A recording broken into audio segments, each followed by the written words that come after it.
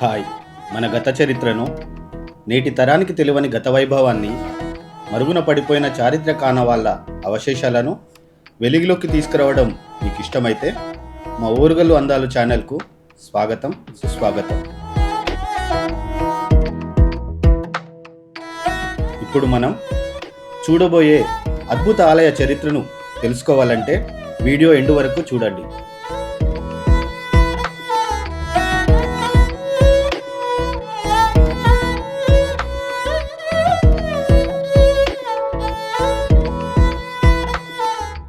దాదాపు 800 సంవత్సరాల క్రితం వరంగల్ను రాజధానిగా చేసుకొని తెలుగు మాట్లాడే వాళ్ళందరినీ ఏకతాటికి నిందుకు తెచ్చి దక్షిణాన కంచిని కూడా పాలించిన కాకతీయులంటే చరిత్రకారులకు ఎంతో ప్రేమ. ఎందుకంటే కాకతీయులు రాజులే అయినా ప్రజాకంటకులుగా కాకుండా ప్రజలను కన్నబిడ్డల్లా పాలించిన ప్రజాపాలకులు. వారు కట్టించిన ఎన్నో చారిత్రక ఆలయాల్లో ఒకటైన ఈ ఆలయాన్ని సందర్శించి కాకతీయుల కళాత్మకతను స్మరించుకుందాం.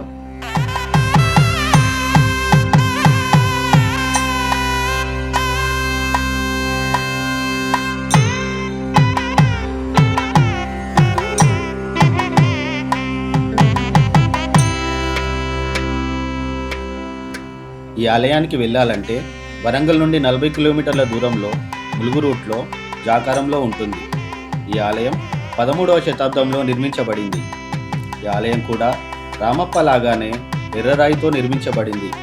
రామప్ప లాంటి శిల్పకళా సౌందర్యం దీని సొంతం. ఈ ఆలయం గణపురంలోని కోటగుళ్ళు మరియు రామప్పకు పూర్వం కాకతీయ గణపతిదేవ చక్రవర్తి కాలంలో నిర్మించినట్టు తెలుస్తోంది. అపురూప శిల్పకళా సౌందర్యం సొంతమైన ఈ ఆలయం తన పూర్వ వైభవం సొంతమైతే ఎంత అద్భుతంగా ఉంటుందో వర్ణించడం ఆనాడు కట్టిన వారి వల్లే అవుతుందేమో.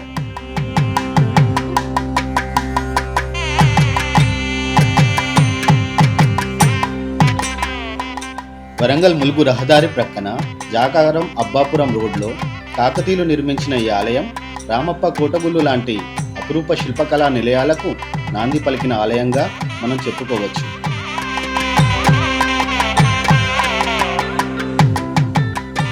జాకారం శివాలయంగా నేడు పిలువబడుతున్న ఈ ఆలయం ఎత్తైన నక్షత్రాకారపు వేదికపై ఎర్రరాయితో రామప్ప వలె 3 ముఖద్వారాలు, ఒక అంతరాలయం, ఒక గర్భాలయంతో నిర్మించిన అపురూప శిల్పకళా నిలయం. నేటికి నాడు చెక్కిన స్తంభాలపై ఉన్న నగిషీలు మనల్ని మంత్రముగ్ధుల్ని చేస్తాయి.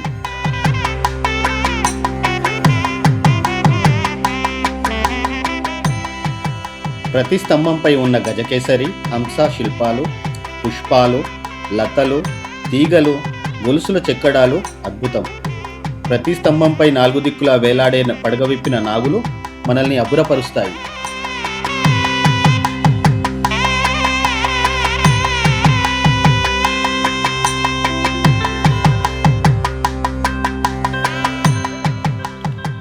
గర్భాలయ ప్రవేశ ద్వారానికి కుడియ చిత్రాలు, గవాక్షాలు, పుష్పాలు, అంగుష్టమాత్ర శిల్పాలు, సింహాలు తోరణం వలె ఒకదానిపై ఒకటి ఉన్న నగిషి ఆనాటి పనితనానికి, కాకతీయుల కళా పిపాసకు నిదర్శనం.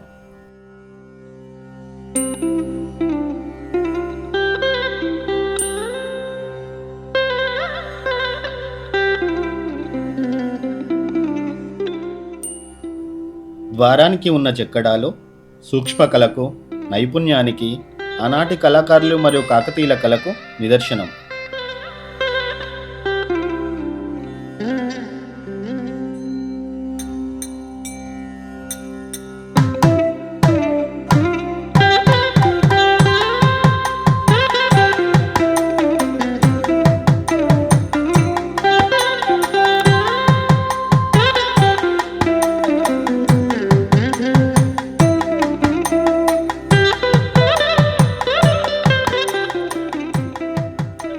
ద్వారానికి ఇరువైపులా నాగులు పట్టుకున్న వీరవనితలు, ధనుర్బాణాలు ధరించిన యుద్ధవనితల విగ్రహాలు ఆనాటి సమాజంలో స్త్రీలకున్న గౌరవానికి సూచికలు.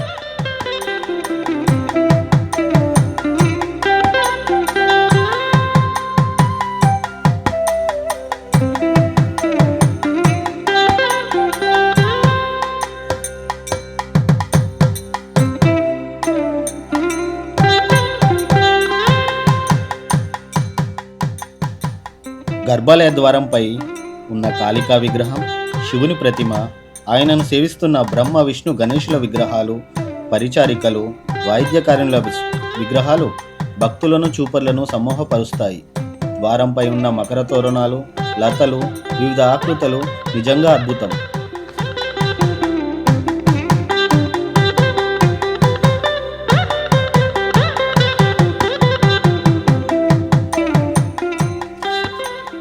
అంతరాలయం దాటి గర్భాలయంలోకి ప్రవేశిస్తే గర్భాలయంనకు ఇరువైపులా శివద్వార పాలకుల విగ్రహాలు, నాగులు ధరించిన వీరవనితలు, పరిచారికలు విగ్రహాలతో, లతలు, చిన్న చిన్న సింహపు తోరణాలతో అందంగా తీర్చిదిద్దబడినది గర్భాలయ ద్వారం.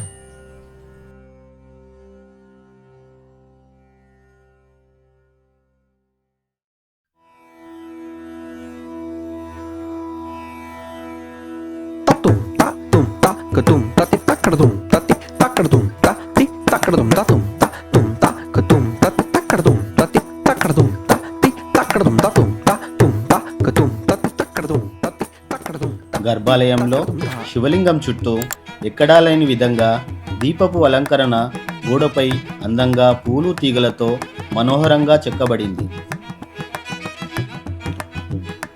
గర్భాలయ ప్రధాన దైవం సృష్టి స్థితి లయకారుడు అయిన శివలింగం మాత్రం దండయాత్రలో కొంత గుప్త నిధుల తవ్వకాలలో ధ్వంసం కాబడి ఆలయ పునరుద్ధరణలో భాగంగా బయట పెట్టబడింది. ఈ స్థితిలో కూడా చెట్టు నీడలో ఉన్న కాకతీయుల బ్రహ్మసూత్ర శివలింగం తన కళను కోల్పోలేదు.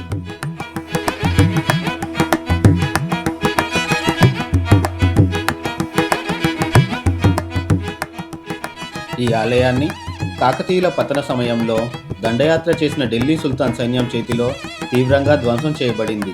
లేకుంటే రామప్పవలే మరో కళాఖండంగా మన వరంగల్లో ఒక కల్కితురాయిగా నిలిచి ఉండేదేమో.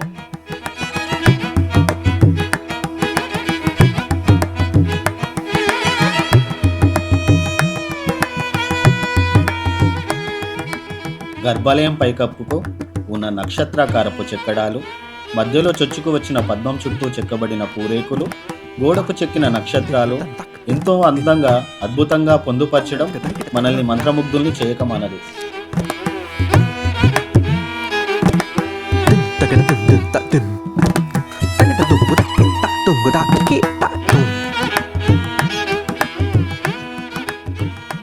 ఆర్కియాలజీ డిపార్ట్మెంట్ వారు పునర్నిర్మించడంలో భాగంగా ప్రక్కకు పెట్టిన ఏ ద్వార ఫలకాన్ని చూసినా, గవాష ఫలకాన్ని చూసినా, ఏ శిల్పాన్ని పరికించినా, ఏ స్తంభాన్ని తట్టినా ఆనాటి కాకతీయుల దార్శనికత, కళాపిపాస, ఆనాటి శిల్పుల మేధస్సుకు, పనితనానికి ప్రతిరూపంగా కనిపిస్తున్నాయి.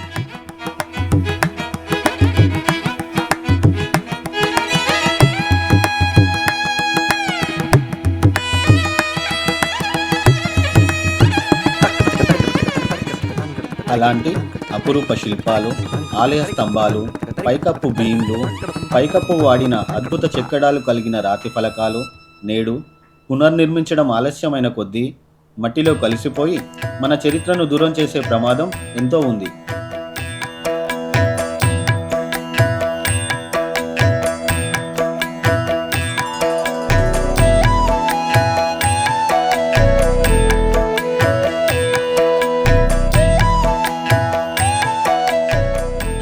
ఇలాంటి అపురూప ఆలయాలు మన మహోజ్వల చరిత్రకు, కాకతీయుల వారసత్వానికి నిదర్శనం.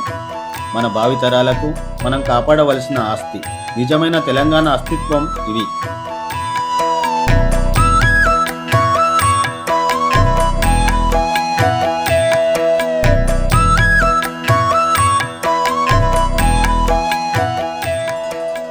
ఇలాంటి చారిత్రక వారసత్వ ఆలయాలను ప్రజలందరం నిత్యం సందర్శించడం కాకతీయులకు మనం అర్పించే నివాళి. ప్రజా సందర్శనం వల్లనే ప్రభుత్వం మేల్కొని సంరక్షణ వేగంగా చేపడుతుంది అనటంలో సందేహం లేదు. కాబట్టి మనం చారిత్రక ప్రదేశాలను సందర్శించడం అలవాటుగా చేసుకుందాం. మన తెలంగాణ చారిత్రక ఆస్తిని సంరక్షించుకుందాం. ప్రభుత్వం వారు కూడా సంరక్షణ చర్యలను పునః ప్రారంభించి జాకారం ఆలయానికి పునర్వైభవం తేవాలని మనసారా కోరుకుందాం.